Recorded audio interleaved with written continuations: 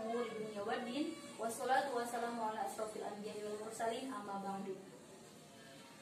Selamat pagi anak-anak. Bagaimana kabar kalian hari ini? Alhamdulillah, luar biasa, Allahu Akbar. Alhamdulillahirabbil alamin. Hari ini kita bisa bertemu kembali dalam keadaan sehat walafiat, dan semoga kita selalu dalam lindungan Allah Subhanahu wa taala. Amin ya rabbal alamin. Baiklah, untuk memulai pembelajaran hari ini, alangkah baiknya kita membaca doa terlebih dahulu ya. Oke, untuk KM silakan dipimpin doanya.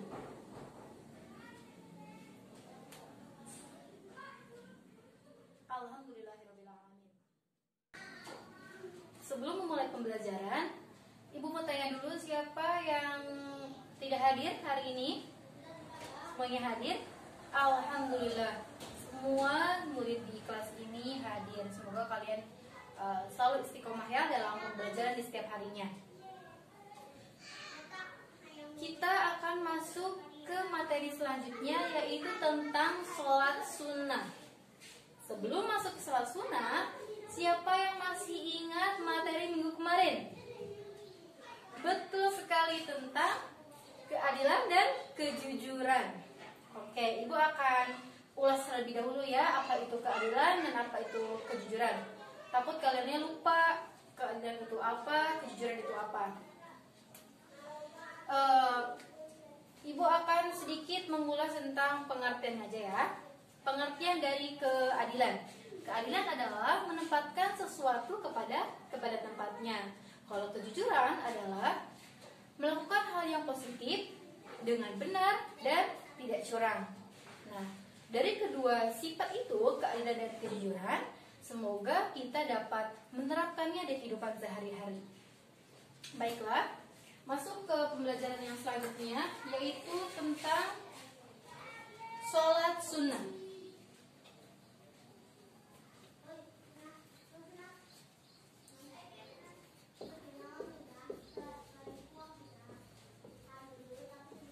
Sholat sunnah. Kita harus tahu pengertian dari sholat sunnah ini apa. Sholat sunnah adalah sholat sunnah yang dianjurkan untuk mengerjakannya. Apabila orang melaksanakan sholat sunnah, ia akan mendapatkan pahala dan kemuliaan dari Allah Subhanahu wa taala. Tetapi jika orang itu tidak melaksanakan sholat sunnah, tidak akan mendapatkan dosa.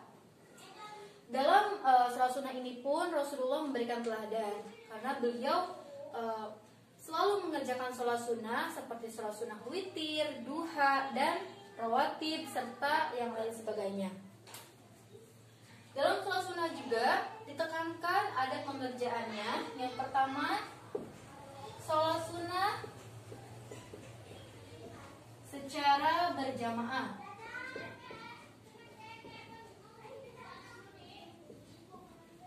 Yang kedua, sholat sunnah secara munfarid.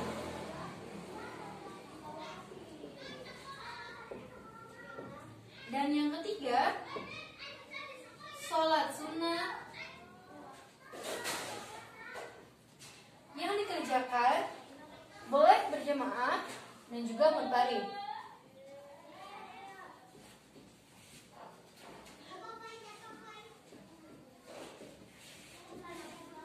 Baiklah, kita sudah tahu pengerjaannya, ada yang berjamaah, munfarid, berjamaah dan munfarid. Pada kesempatan kali ini, pada hari ini, Ibu akan membahas tentang sholat sunnah berjamaah. Oke? Sholat sunnah berjamaah macam-macamnya itu ada 5. Yang pertama, sholat sunnah Idul Fitri.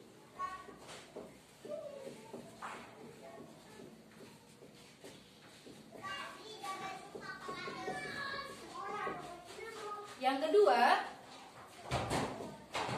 sholat sunnah Idul Adha.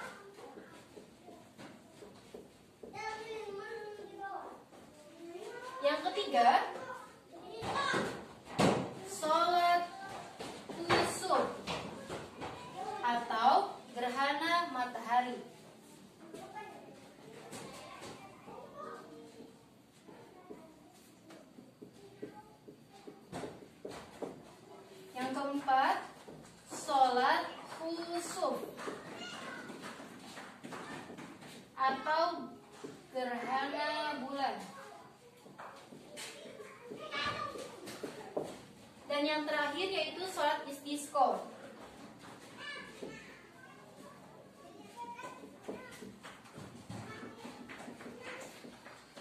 atau sholat meminta hujan.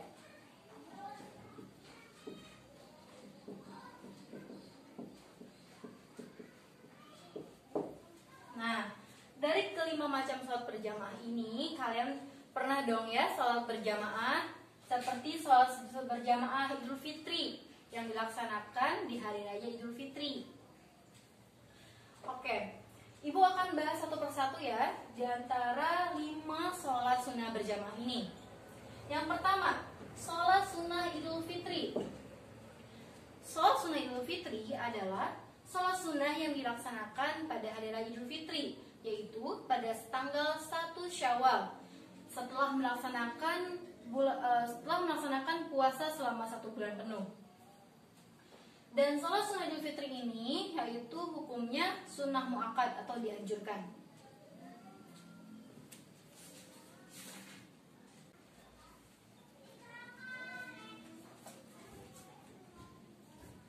Adapun pelaksanaan sholat sunnah Idul Fitri, yaitu yang pertama tata caranya, imam memimpin pelaksanaan sholat sunnah Idul Fitri diawali dengan niat. Niatnya yaitu usolli sunnatan li'idul fitri rakaataini lillahi ta'ala. Saya niat sholat sunnah Idul Fitri 2 rakaat karena Allah Subhanahu wa taala. Begitu ya niatnya. Satu kali lagi gimana? Usolli sunnatan li'idul fitri rakaataini lillahi ta'ala. Yang kedua, pada rakaat pertama sesudah membaca doa iftitah, yaitu bertakbir sambil mengangkat tangan sebanyak 7 kali. Ingat ya, sebanyak 7 kali, bukan 1 kali, tetapi 7 kali. Dan di sela-sela takbir tersebut, yaitu disunahkan membaca subhanallah walhamdulillah wala ilaha illallah wallahu akbar. Setelah takbir 7 kali membaca tasbih tersebut, dilanjutkan membaca surat Al-Fatihah dan surat-surat lainnya dalam Al-Quran, diutamakan surat Qaf dan surat Al-A'la. Yang tata cara yang selanjutnya, pada rakaat kedua setelah takbir berdiri, takbir lagi sebanyak 5 kali. Lalu dilanjutkan dengan membaca Al-Fatihah dan surat-surat Al-Quran yang lainnya, dan diutamakan pada rakaat kedua ini yaitu suratnya Al-Qamar dan Al-Ghasyiyah. Selanjutnya yaitu sholat Idul Fitri ditutup dengan salam. Nah, itu dia tata cara pelaksanaan sholat sunnah Idul Fitri. Yang selanjutnya yaitu sholat sunnah Idul Adha.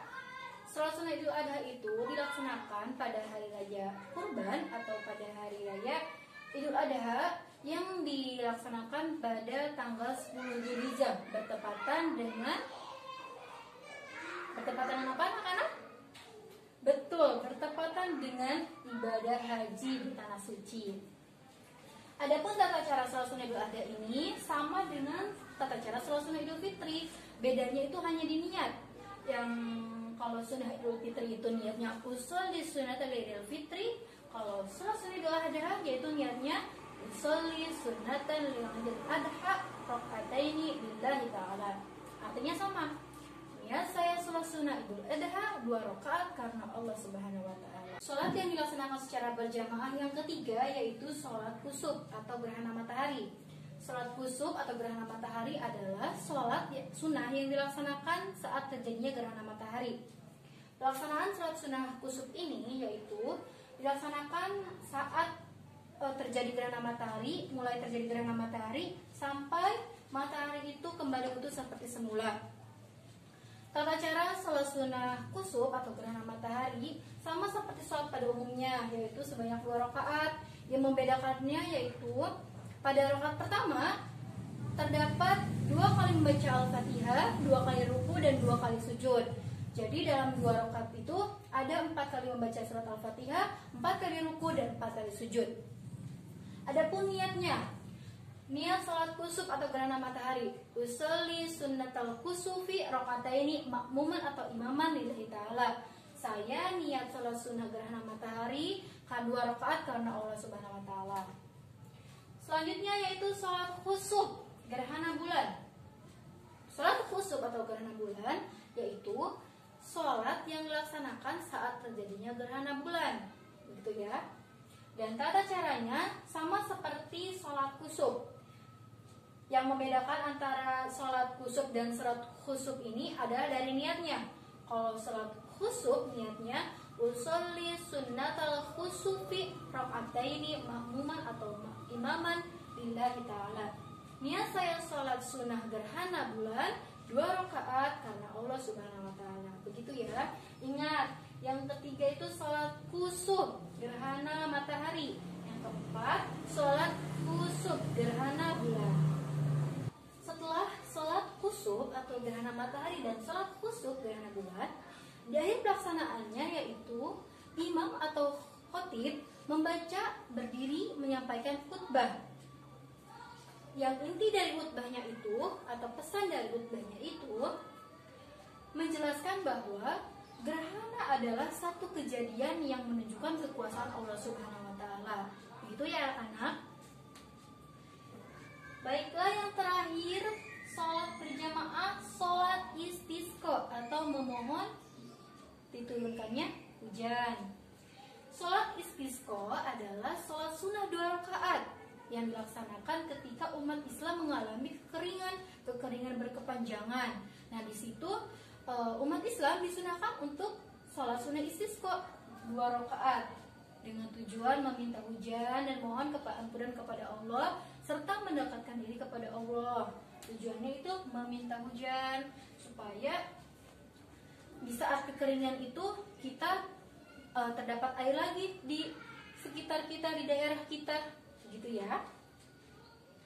Tata cara sholat sunnah istisqa, tata caranya yaitu seperti sholat biasa, tetapi imam tidak perlu mengumandangkan adzan atau iqamah, cukup dengan as-sholatu jami'ah, mari sholat berjamaah. Yang kedua, tata caranya yang kedua yaitu membaca surat Al-Fatihah dan membaca surat-surat yang lainnya. Yang ketiga yaitu imam atau khatib menyampaikan 2 khutbah. Khutbah yang pertama yaitu dimulai dengan 9 istighfar. Kalau khutbah yang kedua dimulai dengan 7 kali istighfar. Begitu? Paham sampai di sini anak-anak? Alhamdulillah. Ingat ya, Ibu ulangi kembali. Sholat sunnah yang dilaksanakan secara berjamaah yaitu ada 5. Yang pertama sholat sunnah Idul Fitri, yang kedua sholat sunnah Idul Adha, yang ketiga sholat sunnah khusuf atau sholat gerhana matahari, yang keempat sholat sunnah khusuf atau gerhana bulan, dan yang terakhir sholat sunnah istisqa atau meminta hujan. Baiklah, untuk materi hari ini ada yang belum mengerti, ada yang ingin ditanyakan? Cukup, tidak ada ya? Alhamdulillah. Untuk tugas kalian per individu, kalian coba cari informasi atau penjelasan yang lebih jelas, yang lebih rinci tentang 5 materi ini. Boleh di buku atau internet, ditulis sumbernya ya, buku atau internet, dan kirimkan ke ibu. Baik, ya begitu ya. Oke, ibu cukupkan materi hari ini. Jangan lupa tugasnya per individu dan dibukukan ke ibu. Untuk kalian tetap semangat dan tetap jaga kesehatan ya.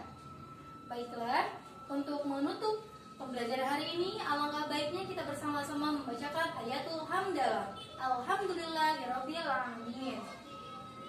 Cukup sekian dari ibu. Mohon maaf apabila ada kata-kata yang salah. Kurang lebihnya mohon dimaafkan. Wassalamualaikum warahmatullahi wabarakatuh.